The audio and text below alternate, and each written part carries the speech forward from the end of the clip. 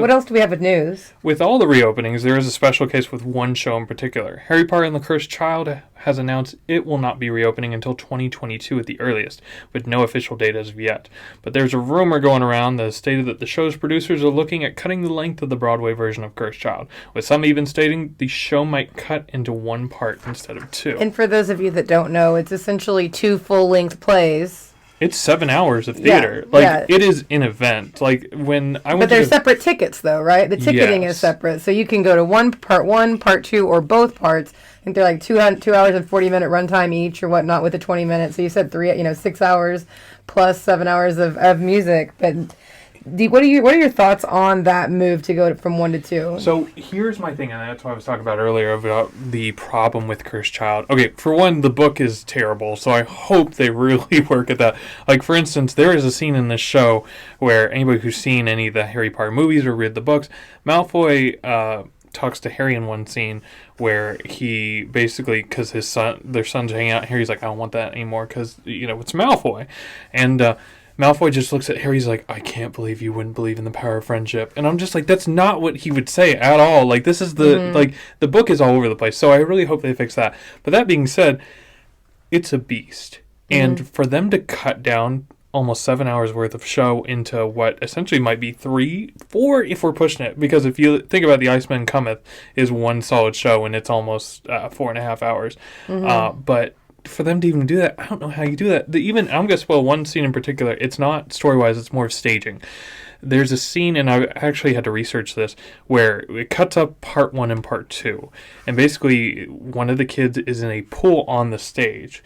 Now, for them to reset to the next part, whether they're doing part 1 and part 2 on the same day, or part 1 and part 2 a day apart, they basically have to drain that and not really rebuild, but it's almost like an ice skating rink of like padding up on top, which is it's a cool effect and also makes sense for the story. But it's like, if they're not in a pool, I don't know how you rewrite that part. And it's little things like that where it's just like, this is going to be such a mess. And I commend the people who are doing it. And like, this will probably be 10 months tops for them to try to rewrite this. And as far as I know, it's just going to be the Broadway version. This might transfer over to San Francisco and the other productions. But right now, like, parts 1, part 2 are still running in Australia, and they're going to open up in London later this year. Have you seen it? Yeah. So what about the songs? Do you think there's 3 hours worth of songs they can cut? I mean, here's the thing. So it's not really a musical. Like, it's a full orchestra, and I don't know if it's done live. I couldn't figure that out, but the soundtrack is amazing. Like, if you ever just want some busy music, it's like the sounds of Harry Potter and the Cursed Child. It's by the people who did... I'll look that up. Anyways, it's a great soundtrack. I think you can cut that down. I think it kind of works with the scenes. Like, for instance, when they're in school. Like, there's the first part, the kids are in school, and it's kind of like a time warp of just... Or not going in time, but like jumping in time through their first couple years. And so it's like Harry's son learning magic, and it's like got this cool like dun dun dun dun dun dun dun dun dun dun dun. And so it's like little songs, like they work with that scene. There's even one where it's like Voldemort's army is like marching towards the audience back and forth. There's a reason why this show was nominated for best choreography. It's got amazing. So to me, listening to you talk, it doesn't sound like you feel like there's that much material that should be cut. Yeah, and that's the thing. It's like, okay, so there are little nuances. For instance, like there's a whole scene with like Hermione and Ron's relationship that I feel like could be cut, and I understand that. Like, if you want to shave off 30 minutes of the show, and I mean bare minimum, but I think some of the best parts that I know already they're aiming at cutting to shorten this runtime. Malfoy's son, for instance, has some of the funniest things in that show, and I think you'd have to cut him. Like, that would be the first thing on the chopping block, and I don't know, like, I don't know how you can save that and cut other stuff. The whole point of the villain, there's a cool scene where basically you find out the villain's intentions, and the entire theater, like, and that's the other reason why this show cannot tour ever. The entire theater is blacklit with like writings of her, like, just demented, like, I'm gonna get this person, I'm gonna kill this person. And it's just like, it's little things like that where the show can't tour, but at the same time, like, what would they cut? Like, going down to one part, this is like to Frankenstein this show into one part is unfathomable. And that's just a rumor, right? It's a rumor, but it comes from a very reliable source. I think the whole thing, the best thing about this precursor of just like why they're pushing back reopening, and you know, you can't tell me like, I understand it's 2 parts, it's twice the trouble, but it's just like you've got a show in Australia. It's twice the money. True. It's twice the ticket sales. I think that's the other thing is.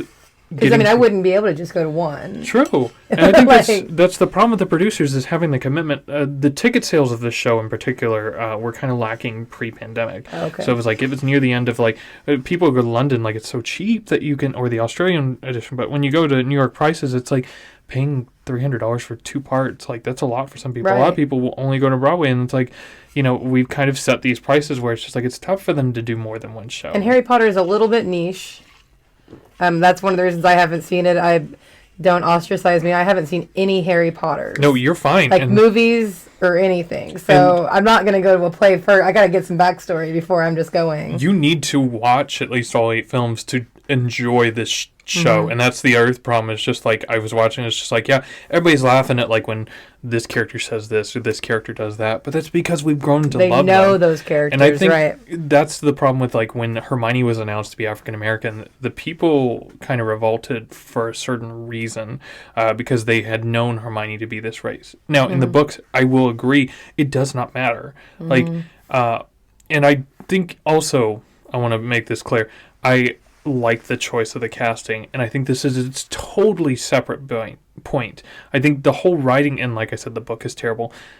It's its own separate entity. It's just like, you know, nothing in this world makes sense because it kind of ignores some of the key characteristics of the character. But again, that is also the down-selling point. You know, the only people who may not like it, who will go to it, will either be someone who is just so curious and a Broadway fan, or a parent that kids are just Right. dragged to it. So, because I don't know, so educate me.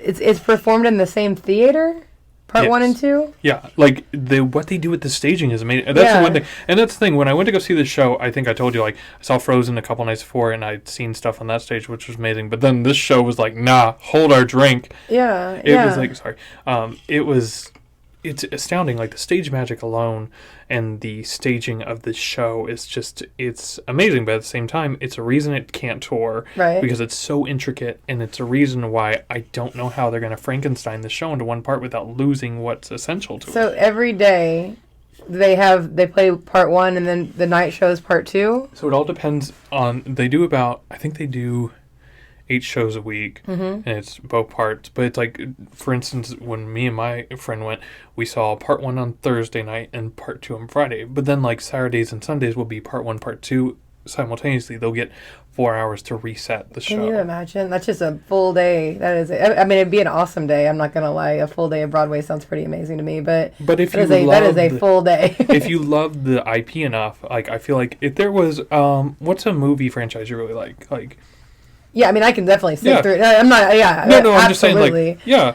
So it's just like and I will say, like, the theater has been like completely redone. Like Spider-Man was, I think, the last show that went there, and they completely gutted it. Like the lobby it looks like something out of the shops of the show or the movies. It's like they've got their own like, there's a souvenir store, there's like a restaurant kind of thing. It, like, everything about it, I loved that show. But again, do not cut this to one part. Just don't do it. Right. Like, and I think my other point is just like there's other versions of this going. But yeah. It's like the ultimate binge. Binge watching. Like I love to binge watch a good show. You could just binge watch Broadway all day. That'd be fantastic. And I think it feels like, like a limited series, like a 6 episode. It honestly feels like that. Like I feel like you could take this script, rework it a little bit, and then like make it like 6 episodes for Netflix. Honestly, it's like, and even like part 1 of part 1 and then act 2 of part 1, like it feels like its own episode. It's interesting.